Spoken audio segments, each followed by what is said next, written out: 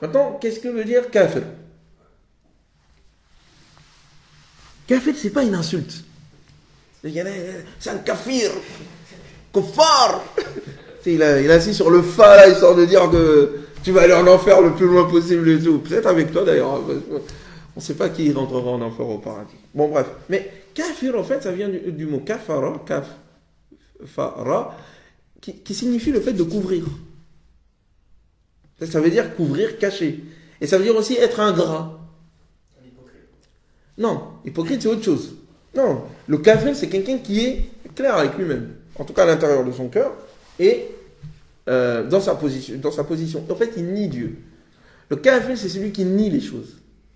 Qui nie la vérité. Mais pourquoi nier? Nier. Est-ce qu'on peut nier quelque chose qu'on ne connaît pas? On n'a pas la connaissance, du coup. Je reprends. Réfléchissez. Est-ce qu'on peut nier quelque chose qu'on ne connaît pas? Non, bah s'il ne le connaît pas, il peut pas. Si tu connais pas, tu peux pas nier. Tu dois connaître d'abord pour nier. C'est que tu as une connaissance de quelque chose pour le nier. Ça s'est présenté, tu as refusé. Très bien.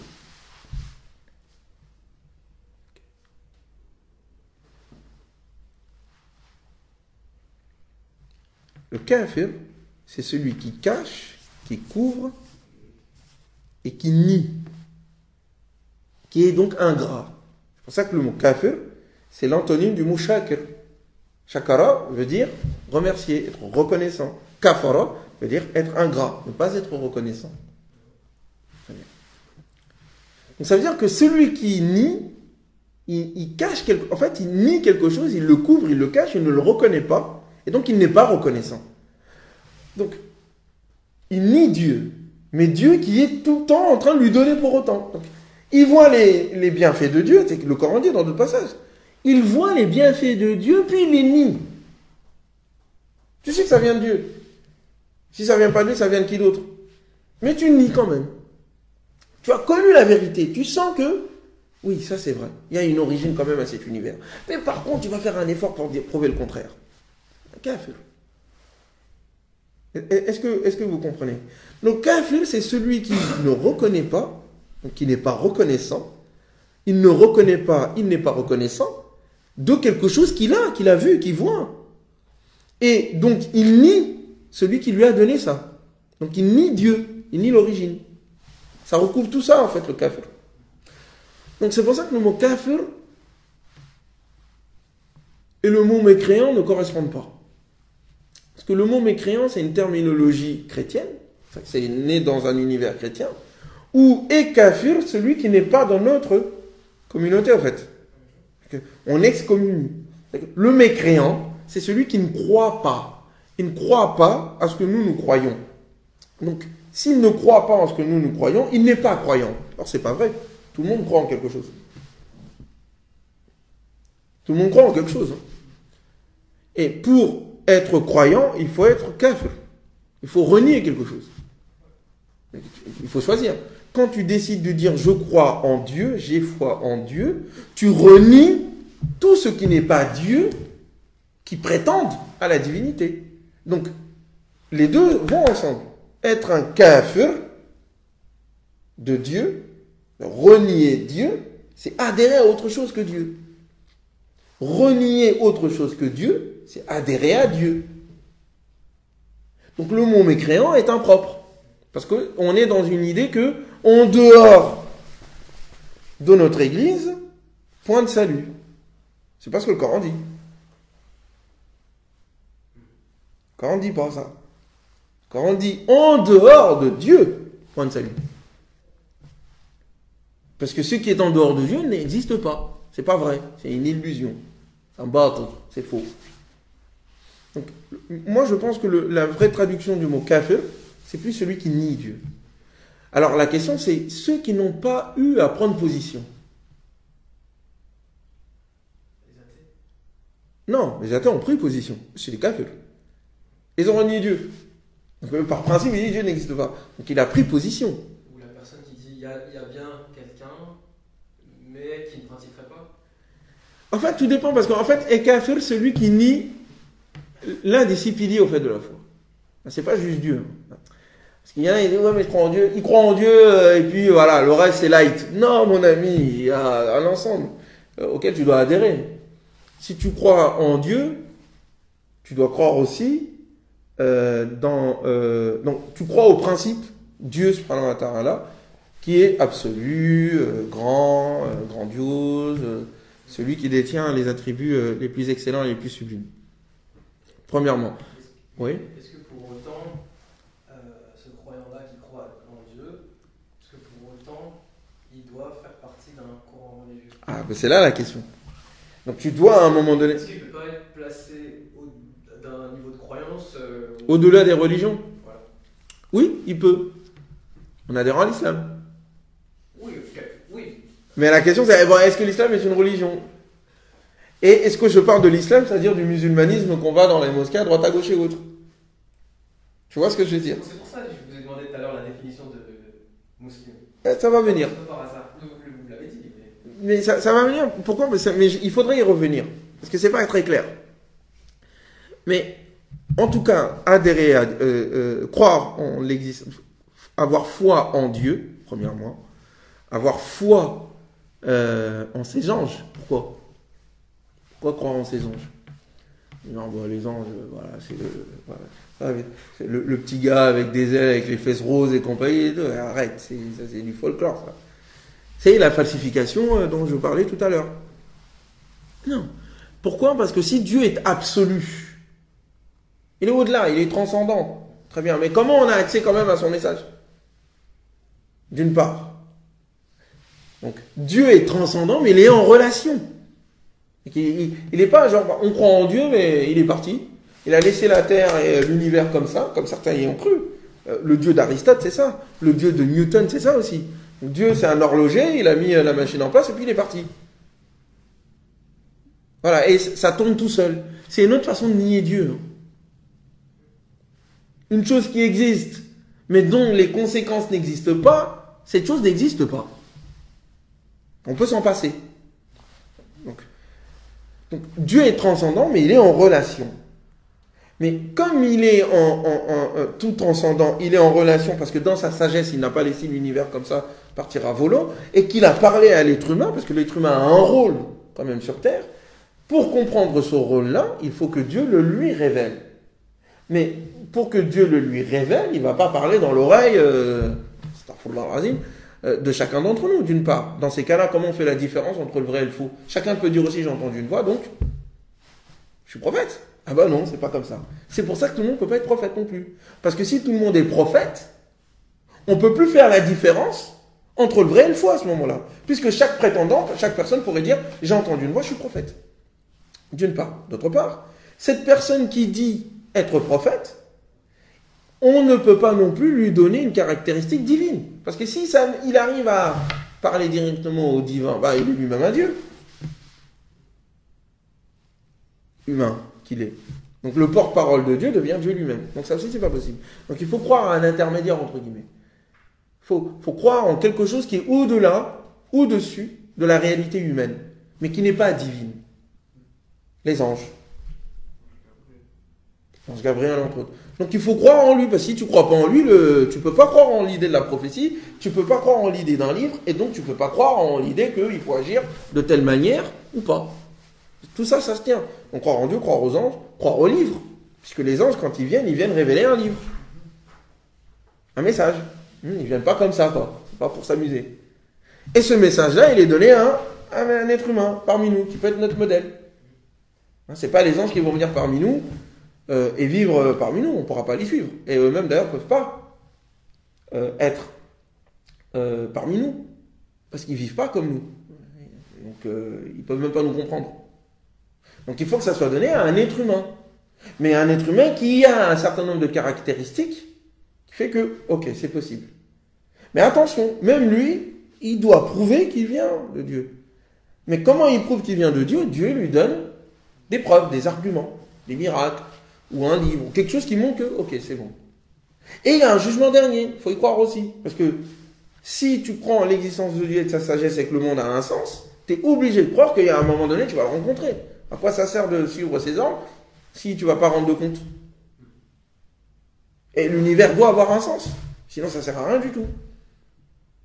Donc tout ça, ça se tient.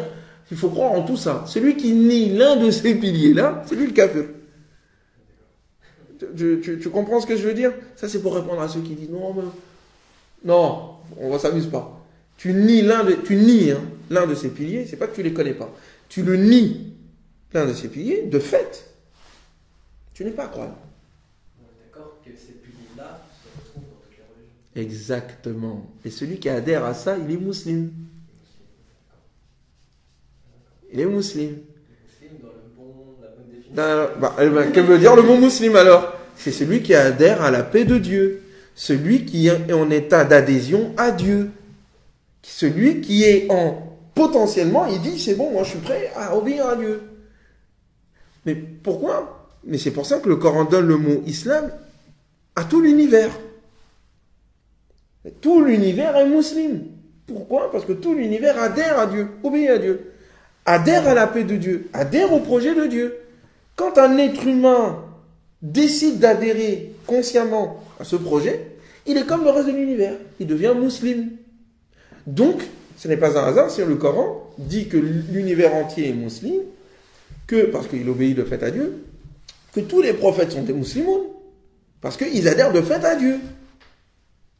Que les apôtres de Jésus, quand ils entendent la parole de Jésus, ils disent, nous croyons en toi, et Seigneur, sois témoin du fait que nous sommes musulmans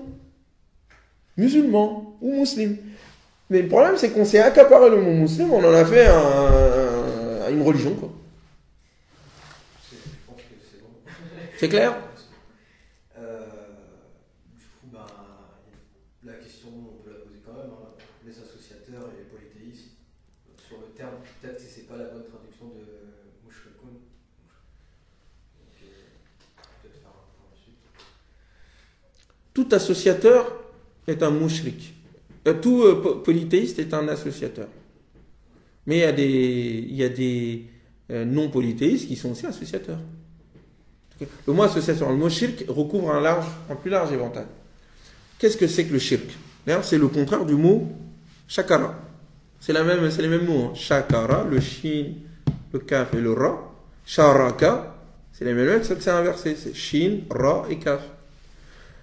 Le shirk, c'est justement d'associer à Dieu en lui donnant une reconnaissance, enfin, d'associer autre chose à Dieu en lui donnant la reconnaissance que tu dois à Dieu.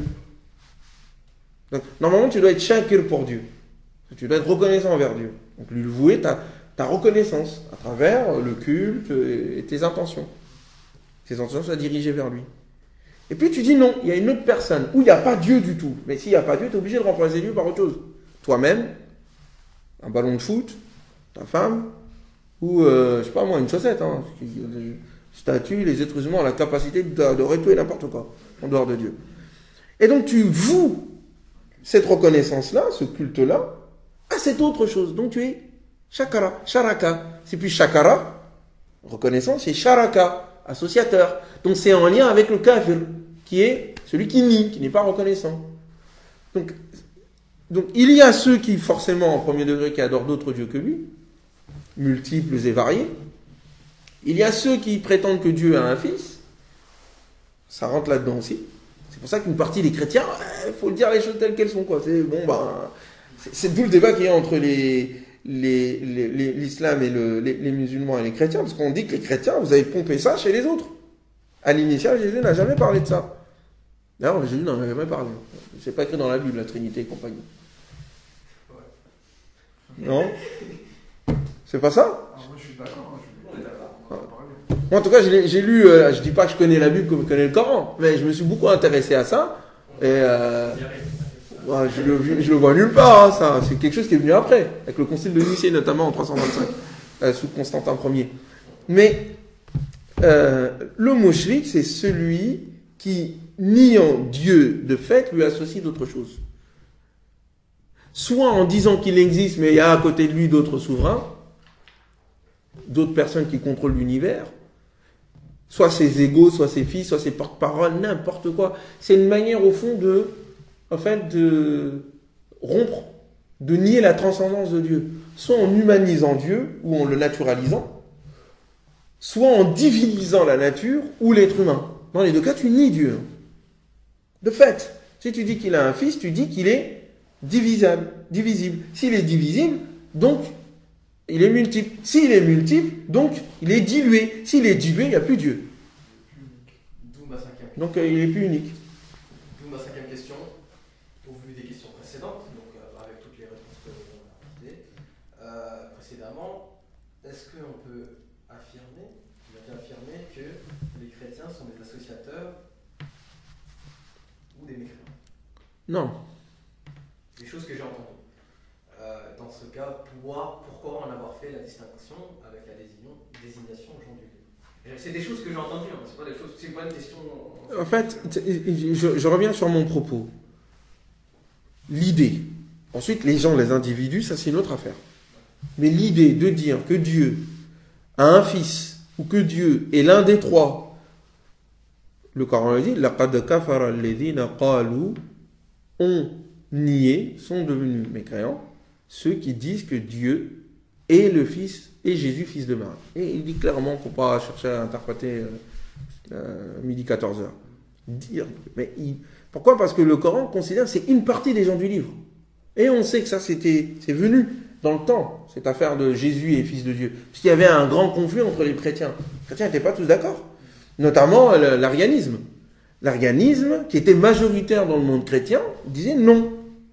Jésus est un prophète, certes, un rapproché de Dieu, mais ce n'est qu'un être humain. Donc, dans le christianisme, il y avait plusieurs factions. Donc, il dit qu'une partie de ces factions-là qui disent que Dieu, en fait, c'est Jésus, fils de Marie, non, ceux-là sont sortis. Ceux-là sont sortis. Ensuite, il y a ceux qui disent que Dieu est l'un des trois, ceux-là aussi sont sortis. Non. Ensuite, il continue en disant Afala yatubuna ila Allah, ils ne reviennent-ils pas vers Dieu, ne se repentent-ils donc pas vers Dieu, et lui demandent pardon. Donc il demande instamment à ces gens-là de revenir dans le droit chemin. Maintenant, dire que tous les chrétiens, qui sont majoritairement aujourd'hui quand même, qui croient en la Trinité et tout ça. Je crois qu'il y a quand même des minorités chrétiennes qui ne croient pas en ça, mais ils sont pas nombreuses. Ils sont pas nombreuses. Le propos, on l'a défini. Ce groupe-là, qui adhère à cette idée, qui ont inventé cette idée-là, voilà ce qu'ils sont. Maintenant, la personne qui a grandi là-dedans, pourquoi est-ce que le Coran ne dit pas qu'il est mouchlikoun quand même? Parce qu'il y a quand même un socle qui est là, on sent, même eux ils le disent, même les chrétiens ils disent non, on croit en un seul Dieu. Mais on dit qu'il est Dieu en trois ou trois en un, c'est un truc pas... c'est d'origine néoplatonicienne, hein. Ça existait avant ça d'ailleurs. Même chez les hindous. L'idée de la Vierge, ou chez les Égyptiens aussi, avec le mythe d'Osiris, à un moment donné, qui va se faire tuer par son frère Seth, et puis à un moment donné, il va être découpé, etc. Et puis sa femme Isis va le recoller, ensuite il va ressusciter des morts. C'est quelque chose qui existait avant. Il y a eu une récupération des choses qui sont passées. À l'époque, ça a créé des conflits parmi les chrétiens. Il y a eu plusieurs factions. Bon, il y en a une qui a bousillé les autres, qui a zigouillé les autres. Et puis une grosse partie aussi s'est convertie à l'islam. Beaucoup des chrétiens, en Espagne et dans le Maghreb, toute une partie de la chrétienté s'est convertie à l'islam. D'où la haine que quelquefois un certain nombre d'évêques ou de prêtres et autres, à l'ancienne comme aujourd'hui, peuvent avoir contre l'islam. Parce que ça remet en question beaucoup de choses. Bref. Mais quelqu'un qui ne connaît pas Mohamed, quelqu'un qui a reçu l'héritage comme ça, on ne peut dire qu'il est kafir, c'est-à-dire qu'il est sorti de la voie de l'unicité de Dieu, qu'en connaissance de cause, au fait. Je ne sais pas si vous comprenez ce que je veux dire. Il faut que lui-même, à un moment donné, en fait, il faut qu'il fasse ses recherches, il faut qu'il réfléchisse, et il y a beaucoup de chrétiens qui réfléchissent et qui disent, bon, c'est pour ça que certains sortent de la religion. Donc tout ça, c'est des idées farfelues, ça n'a ni queue ni tête. Bon, un Dieu qui sacrifie son fils pour sauver des péchés du péché originel de l'humanité, humanité qui n'était pas là lorsque le péché originel a été commis par Adam et Ève, si tant est que ce péché est un péché original qui n'a jamais été pardonné, pourquoi? Et pourquoi le tuer? Et pourquoi ne pas pardonner, tout simplement? Bon, ça c'est des points fondamentaux sur lesquels le Coran n'est pas d'accord. Non, ça c'est une invention. Dieu a pardonné à Adam et Ève. C'est pas Ève qui a goûté le fruit interdit en premier, c'est Adam. Et c'est Adam qui a entraîné Ève là-dedans. Et Ève n'est en aucun cas coupable, il n'y a pas de malédiction et compagnie. Et Dieu leur a pardonné. Donc il n'y a pas de péché originel. Ce qui est premier, c'est le pardon, d'une part. Et donc, remettre en question ça remet en question les fondements même du christianisme tel qu'il a été mis en place ensuite. D'une part. D'autre part, remettre en question la mort de Jésus aussi, parce que ça va ensemble. Le péché originel, pouf, on l'a enlevé, pas de péché originel. La vie est belle en soi, c'est un cadeau. C'est pas la prison, le monde. Et on est là pour être éprouvé, et ensuite, on rendra des comptes là-bas, mais le monde en soi est positif, il n'est pas mauvais en soi. Premièrement. Deuxièmement, Jésus n'est pas mort sur la croix. Il n'a pas été crucifié. Il dit quoi? Ils ne l'ont pas tué et n'a pas été crucifié. Après, comme là, sur cette question, comme on dit, chacun se repose sur son livre. En tout cas, le Coran dit ça, mais c'est pas un hasard, ça a une conséquence philosophique. C'est que c'est pas juste. Quand il dit ça, il a arraché quelque chose d'énorme là. Quand tu dis ça à des chrétiens, ils disent oh, c'est quoi? Après, c'est quoi la preuve? Même le Coran le dit. Ils sont tous dans le doute. Ils sont pas sûrs. Il n'y a pas de certitude. Hein. Même dans la Bible, c'est pas très clair. Qui était témoin? Qui a été témoin de cette affaire? Les premiers et les principaux compagnons de Jésus n'ont pas été témoins. Ils n'étaient pas là. Pierre s'est enfui. C'est ce que dit la Bible. Pierre s'est enfui. Donc qui a été témoin de ça? C'est des oui-dire. Eux-mêmes l'ont entendu. De oui-dire. Il aura été crucifié. Très bien. Il n'y a aucune certitude. Après, ça, c'est un autre débat. Parce que les chrétiens vont dire, ouais, les musulmans, voilà, et les musulmans vont dire que les chrétiens... Non, c'est pas une question de musulmans. C'est un autre... Non, mais c'est pas une question de musulmans. La question, c'est s'il a été crucifié. Parce que après, on va y venir. Parce qu'à un moment, il dit, je vais te mettre un terme à ta vie. Très bien, on va voir qu'est-ce que ça veut dire. Et je vais t'élever. Il dit quelque chose, là. Mais ce que je veux dire par là, c'est que fondamentalement, la divinisation de Jésus est un processus historique. On sait comment c'est né. C'est pas venu comme ça. On sait, et c'est pas les musulmans qui le disent eux-mêmes, les chrétiens eux-mêmes le disent. Les spécialistes disent que ça, c'est une affaire qui est venue après. Et tous les chrétiens n'étaient pas d'accord avec ça. Il y a eu des conflits, des guerres, des combats et autres, etc. Bon, mais ça, faut le reconnaître. Le Coran intervient dans cette histoire en disant, voilà, celui-ci a raison, celui-ci a tort. Donc c'est Dieu, enfin du point de vue coranique, c'est Dieu qui vient arbitrer sur cette affaire. Non. Il n'y a pas de péché originel, puisqu'Adam a été pardonné. La femme n'est pas maudite. Parce que de toute façon, j'ai pardonné à tout le monde, donc je ne vois pas pourquoi on va maudire tout le monde. En plus, pour des péchés qu'eux-mêmes n'ont pas commis. Et donc, il n'y a pas eu besoin de Jésus pour le sacrifier. Et donc, Jésus était un prophète, c'est tout. Il est venu pour prévenir et indiquer qu'il y a un Dieu unique, etc. On a essayé de le tuer. Oui. Mais je l'ai sauvé. Est-ce que je dis le Coran? Il a été sauvé. Comment?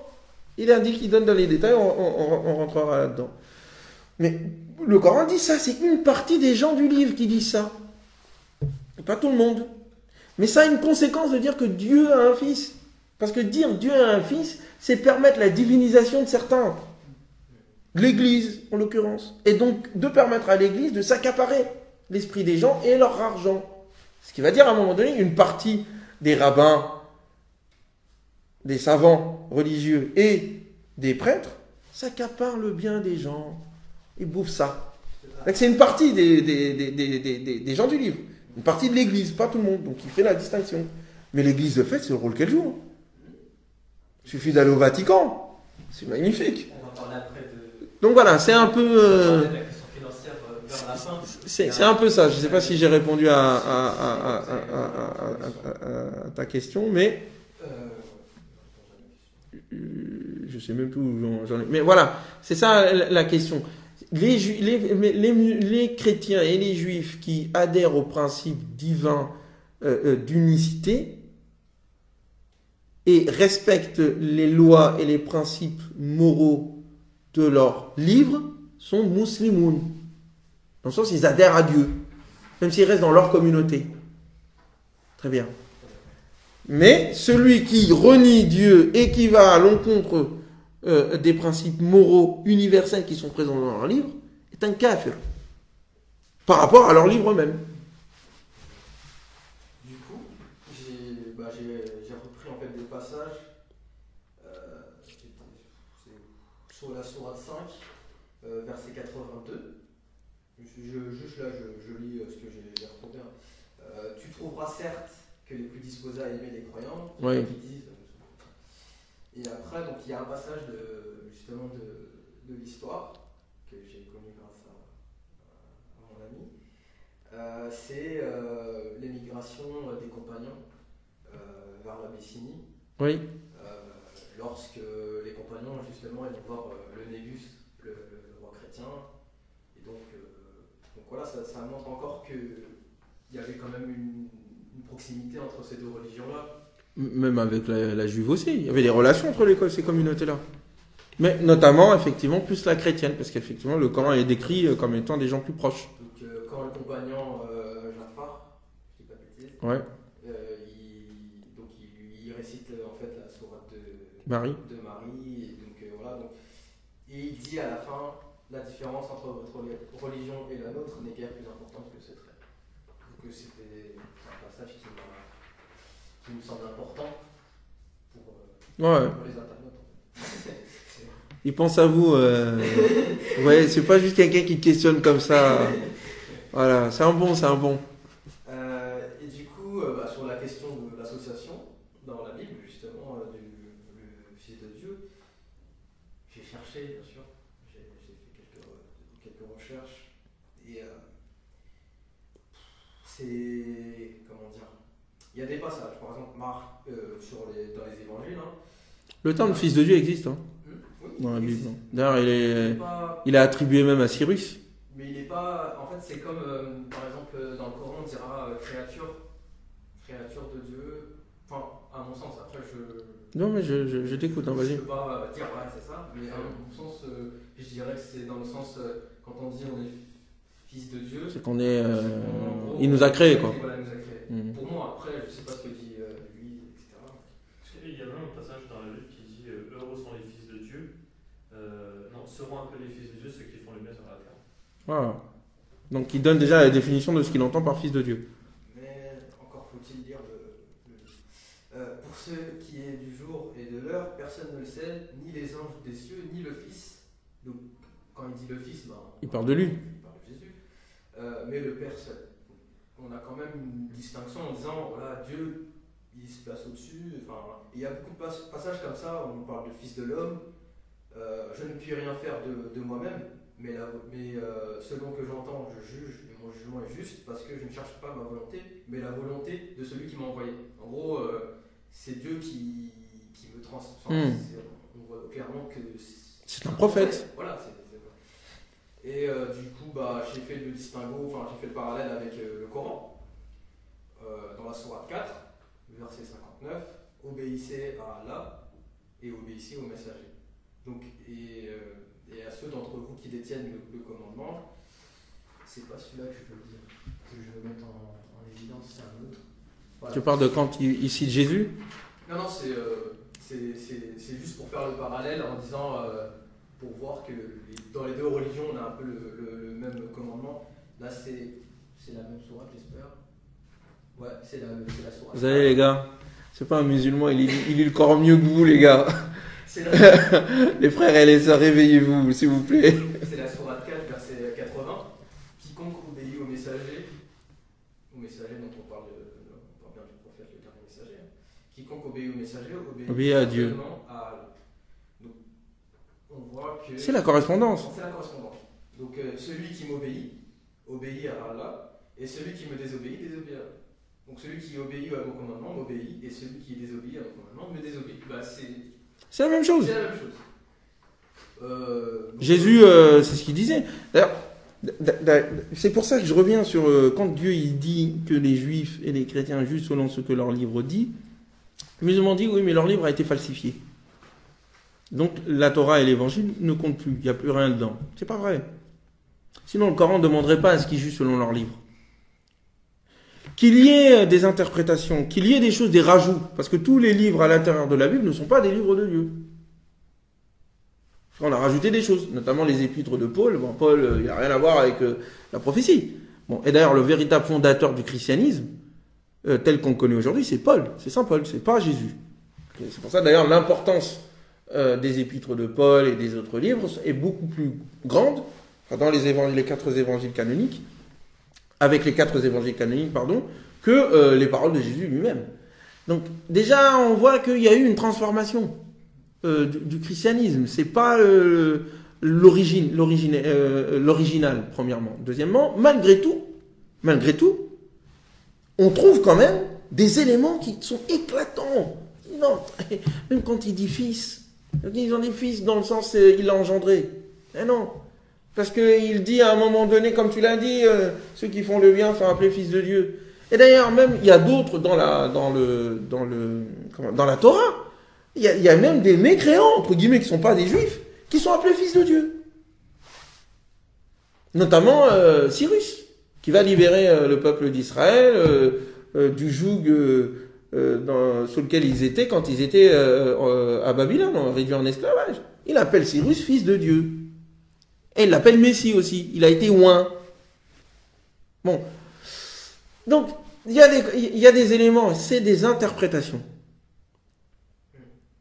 On a interprété le message de la Torah et de l'Évangile pour aller dans le sens des croyances les ambiantes qui étaient présentes.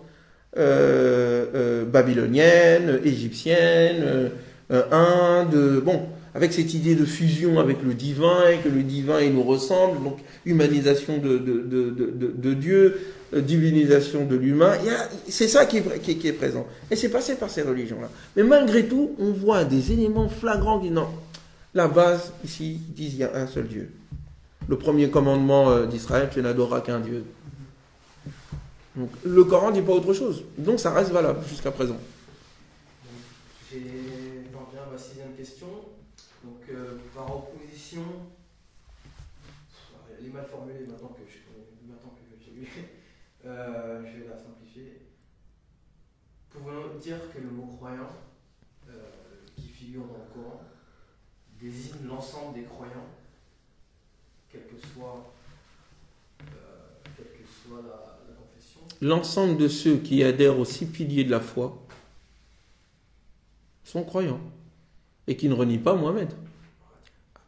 C'est important, ça. Attendez. Non, c'est important parce que quelqu'un va me dire, mais attends, il se contredit. Il dit, si on est fidèle à la parole de Jésus, on est croyant. Si on est fidèle à la parole de Moïse, on est croyant. Mais la condition, c'est d'adhérer à Mohammed. La condition, ce n'est pas d'adhérer à Mohammed. La condition, c'est de ne pas renier Mohammed. Parce qu'en reniant Mohammed, on renie Jésus et Moïse. Parce que les prophètes sont des vecteurs. Ils sont vecteurs d'un message. Le premier messager t'a dit, il n'y a qu'un seul Dieu. Le deuxième a dit, il n'y a qu'un seul Dieu. Le troisième a dit, il n'y a qu'un seul Dieu. Et tu dis, le troisième est un menteur. Bah, tu dis que les autres sont des menteurs aussi. C'est ça. Donc, et le Coran dit, il dit aux Juifs, aux chrétiens, pourquoi niez-vous ce message-là, alors qu'il vient attester de la véracité de ce qui se trouve chez vous? C'est une confirmation. Vous ne pouvez pas le nier, vous. Vous n'avez pas le droit, les autres, oui, mais pas vous. Si vous le niez, c'est qu'en fait, vous n'adhérez pas à Dieu. Vous avez d'autres intérêts. Vos intérêts d'église, vos intérêts d'enseignants, votre refus d'accepter que d'autres peuples aient un prophète. Vous ne voulez pas que Dieu choisisse d'autres peuples. Vous voulez garder le pouvoir. Donc si c'est ça la véritable affaire, vous n'êtes pas des vrais croyants. Si vous êtes fidèle à ce que Moïse dit, vous ne devez pas avoir de problème avec ce que Mohammed dit. D'où les conflits religieux. Les conflits religieux sont des conflits politiques. On veut utiliser la religion comme un moyen politique terrestre. Pas comme un moyen d'élévation, mais un moyen de domination. Les gens ils disent que vu que le prophète Mohammed sallallahu alayhi wa sallam, il n'est pas cité dans les livres d'avant, et ben, soi-disant, ils ne doivent pas y croire en fait. Mais le problème, c'est qu'il est cité. Voilà, c'est merveilleux. Il est cité. Mais d'ailleurs, le Coran, c'est ça un peu ce qui est bizarre. J'ai dit, à un moment donné, parce que j'entends des vertes et des pas mûres en ce moment à l'université. Je fais des débats avec certains professeurs, mais là, je me suis rendu compte que ça ne sert à rien du tout. Donc, je viens, je me mets dans un coin, j'écris mon livre pendant qu'ils sont en train de blablater. Mais je t'entends des choses quelquefois. J'ai dit, bon, moi, si, la meilleure façon de montrer, parce qu'ils disent qu'en fait, Mohamed est parti pomper le Coran dans les autres, dans la Bible, quoi. Bon, déjà, encore faudrait-il prouver il avait accès. Mais la meilleure manière de dire que Mohamed était un imposteur, c'est de démontrer que, parce qu'il dit dans le Coran que Mohamed est cité dans la Torah et l'Évangile. Alladhi yajidunahu maktuban indahum fit Tawrati wal Injil. Il est cité dans leur livre. La meilleure manière, c'est de dire, vous voyez, menteur que tu es, on n'a pas entendu parler de ton nom, de toi, ni dans l'Évangile, ni dans la Torah, c'est pas vrai. Ils l'ont pas fait. Juifs et chrétiens de l'époque, mais même ceux qui sont là, qui parlent de tout, qu'ils osent venir dire Mohamed n'est pas cité dans la Bible. Donc, après, c'est les traductions, parce que nous, aujourd'hui, quand on lit la Bible, on a la traduction. Et les traductions, quelquefois, voilà. Mais quand à un moment donné, on parle dans le livre d'Amos, prophète Amos, il parle de la lumière. Il dit que la lumière s'est levée au Sinaï. Puis, le mont de l'Olivier, Jérusalem. Et ensuite, il parle de Paran, la montagne de Paran. Et que cette lumière sera entourée d'une myriade de saints. Donc, le Sinaï, on connaît, c'est la Torah. L'olivier et tout ça, c'est l'évangile. Mais l'autre là-bas, le troisième, c'est qui? C'est quoi?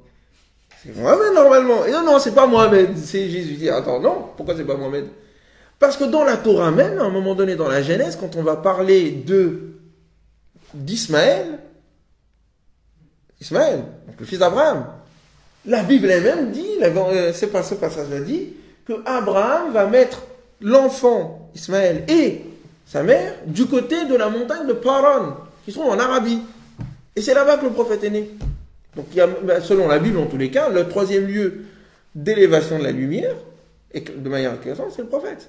Mais même dans d'autres passages, dans l'hébreu, quand ils le lisent, ils arrivent à un moment donné à citer le nom de Mohamed en disant Muhammadim.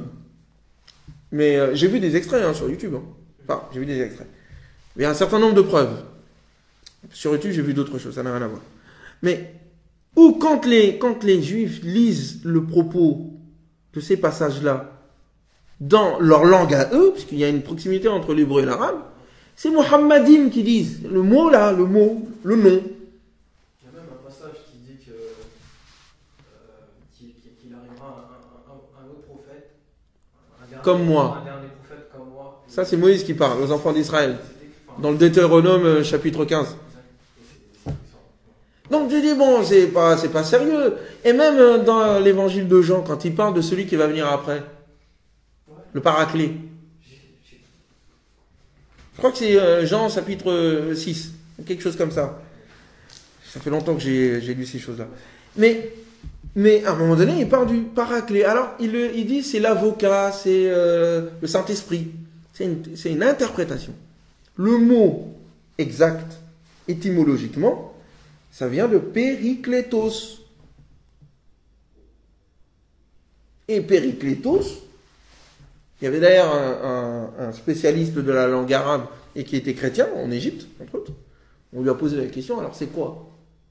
Il dit Périklétos, ça correspond à la forme verbale du terme Ahmad, qui veut dire, parce que dans le Coran, il est annoncé comme étant Ahmad et pas Mohammed. Donc, c'est lui qui est le plus louangé. Très bien. Ça correspond au mot Périklétos. Et puis d'ailleurs, personne n'est venu après Moïse, après Jésus, pour défendre l'honneur de Jésus et dire que sa mère est bien, si ce n'est Mohamed, personne n'est venu après. Et c'est lui, après, d'où, à un moment donné, vous voyez les correspondances à un moment donné, quand Jésus décrit celui qui va venir après lui, il dit, il ne parlera pas de lui-même. Il dira tout ce qu'il a entendu. Et il vous annoncera la vérité entière. Parce que lui, il dit qu'il peut pas vous... Il y a des choses que je peux pas vous dire, vous n'êtes pas prêts. Ensuite, il dit, et c'est le mot vérité qui m'intéresse. Il parlera selon la vérité. Quand le Coran décrit les Juifs qui vont adhérer aux propos de Mohammed, il dit, c'est juste après le passage dont tu m'as cité. Et lorsqu'ils entendent ma unzila ila rasoul, ce qui a été descendu sur le messager, tara a'yunahum, tu vois leurs yeux, tafidu min ad-dam'i, débordés de larmes. Et ils disent tafidu min ad-dam'i mimma sami'u min al-haqq, par rapport à ce qu'ils ont entendu de vérité. Ensuite, ils disent wa ma lana, et pour quelle raison ne croirions-nous pas en la vérité qui nous est venue de notre Seigneur? Ou alors que nous souhaitons que notre Seigneur nous fasse entrer parmi les gens de bien. Donc le mot vérité ici, le Coran est décrit dans d'autres passages comme étant al-kitab bil-haqq, qui vient avec la vérité. Les gens du livre qui est décrit en disant ceux qui vous devez combattre, alladhina la yadinuna din al-haqq, qui n'ont pas le din de la vérité. Il ne dit pas la vraie religion. Sinon, on traduit par la vraie religion. Dinul haqq ne veut pas dire la vraie religion. Dinul haqq veut dire la religion de la vérité. Il y a une nuance. C'est pas ça, c'est que la vérité en tant que telle, sa voix. Il ne la professe pas. Cette vérité dont Jésus parlait. Donc tout ça, en fait, ça se tient. Je me rends compte qu'en fait, je connais assez bien la Bible. Hein? Je devrais être un télé-évangéliste là. Venez mes frères. Bref. Du coup, il y a quelques passages encore. La sourate 16, verset 43. Nous n'avons envoyé avant toi que des hommes auxquels nous avons fait des révélations. Interrogez alors les gens qui savent à leur sujet. Vous ne le savez pas déjà, ceux qui détiennent leurs écritures. Tu l'as mal traduit. Je crois que j'ai mal repris. En gros, c'était. Fas'alu ahla dhikri, demandez donc aux gens du rappel, in kuntum la ta'lamun, si vous ne savez pas. Voilà, c'est ça. Voilà, si vous ne le savez pas. Et ensuite? Après, il y a la suite. Ouais. Ces prophètes étaient munis de preuves irréfutables et des écritures, et à toi aussi, nous envoyons ce Coran, afin que tu expliques clairement aux hommes ce qui leur a été révélé. Peut-être seront-ils amenés à y réfléchir. Je suis impressionné. Juste un point, déjà, ce verset, souvent, il est coupé. Est-ce que tu peux l'expliquer aussi comment il est utilisé dans notre communauté? Ça peut être intéressant pour... Oui, intéressant. Mais comment ça se fait que tu es venu à ce passage-là? On te l'a cité ou c'est toi-même qui l'as trouvé? C'est en lisant, je suis tombé dessus et je trouve intéressant de le reprendre. Oui, mes amis, quand je vous dis qu'on peut lire le Coran, et que il y a des frères qui disent non, on peut pas lire le Coran, c'est vrai. Voilà, lui, il y arrive. On m'a fait le reproche justement de... On m'a dit, t'es chrétien, tu vas lire le Coran, mais attention, tu vas le lire en français. Les musulmans sont champions du monde pour induire les gens en erreur. Et du coup, on m'a dit, tu vas le lire en français, donc c'est pas la bonne traduction, donc fais attention. Après, je me dis, c'est pour ça que je vais voir les personnes, je vais leur poser la question. Non, les traductions sont bonnes. Hein. Elles sont pas exactement. Il y a meilleur, bien sûr. Et quelquefois, il y a quelques petites erreurs d'ordre théologique qu'il faut enlever. Mais de façon globale, tu as accès à tous les passages qu'on vient de lire. Elles sont là, quoi. Mais ce passage-là est souvent utilisé par les musulmans pour dire justement qu'on ne peut pas lire le Coran en soi sans passer par le prophète, car le prophète avait pour objectif de clarifier le Coran, d'une part. D'autre part, on utilise aussi ce passage, parce qu'ils disent « Fas'alu ahla dhikr » demandez à ceux qui ont le rappel, qui détiennent le rappel, « In kuntum la ta'lamun » si vous ne savez pas. Donc on prend ce passage-là, on dit « Donc il faut avoir des savants. » Une église. Donc, on est obligé d'avoir des savants, sinon on ne peut pas lire le Coran, on ne peut pas avoir accès à la source, d'une part. Et on cite l'autre passage, et nous t'avons surtout envoyé ce livre, afin que tu clarifies aux gens ce qui leur a été révélé. Donc ils prennent aussi ce passage-là en disant, donc ça veut dire que on ne peut pas comprendre le Coran sans la clarification du prophète qui est contenue dans la Sunna, et donc il faut lire d'abord la Sunna pour comprendre le Coran. Donc on a deux interprétations grâce à une fragmentation du passage en fait. Donc le passage est beaucoup plus grand en fait, beaucoup plus long. Il est tout ce que tu viens de citer. Et donc, quand il dit les gens du savoir, déjà il dit pas les gens du savoir, il dit les gens du rappel, mais il parle au fait, il dit au prophète. En fait, il dit quoi? Reprenons tout le passage. Et à toi aussi. Non, et nous n'avons envoyé deux messagers, si ce n'est des hommes. Pourquoi il dit ça? Il faut lire tout le passage d'avant, déjà, parce qu'il y a tout un débat. La question, c'est pourquoi est-ce que c'est pas un ange? Ils remettent en question le fait que, en fait, c'est l'idée même de la prophétie, déjà, d'une part. Est-ce que la prophétie est possible? Pourquoi c'est pas des anges? Pourquoi c'est pas autre chose? Pourquoi c'est toi? Il dit non. Mohamed, c'est pas une nouveauté. D'autres prophètes sont venus avant lui. Avant lui, c'était des hommes comme lui. Donc il reprochait l'humanité du prophète. Il voulait un ange, il voulait un extraterrestre ou je sais pas quoi. Non, c'est un homme comme vous. Premièrement. Donc, avant, nous n'avons envoyé que des hommes à qui nous révélons un certain nombre de choses. Et ils viennent avec quoi? Avec, comme Mohamed, des preuves évidentes et des écritures. Si vous ne croyez pas, si vous ne savez pas, demandez à ceux qui sont venus avant vous. Donc il prend son argumentation, il appuie son argumentation sur les gens du livre. Les autres traditions, demandez-leur dans l'humanité s'il n'y a pas eu ce même phénomène chez eux. Demandez, posez la question, allez dans les faits, arrêtez de parler dans le vent. J'arrive. Arrêtez de parler dans le vent. Allons aux faits. Est-ce que Mohamed est le premier à avoir dit ça? Comment ça se fait qu'on trouve ce phénomène partout? Demandez donc à ceux qui détiennent la mémoire de l'humanité, le dhikr, le rappel. Si vous ne savez pas, premièrement. Deuxièmement, ces gens-là sont venus bil bayyinat avec des preuves évidentes et des écritures. Et à toi donc.